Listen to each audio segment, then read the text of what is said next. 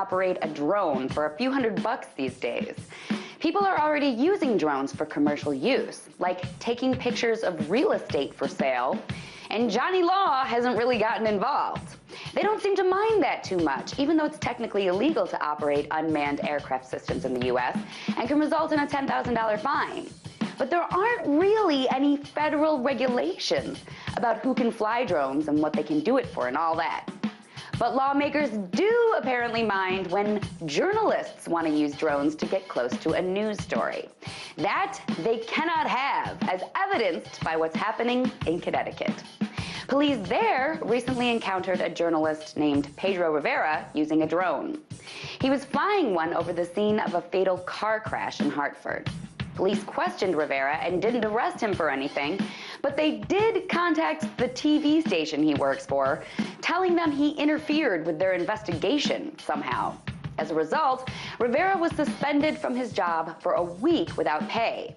And then suddenly, a few days later, after the cops encountered a journalist flying a drone, boom! There's magically legislation proposed to impose horrible sentences on people who fly drones. Lawmakers there proposed legislation that would impose a 20-year sentence on people who commit crimes with drones equipped with deadly weapons, and those who commit lesser crimes with drones could serve up to 10 years.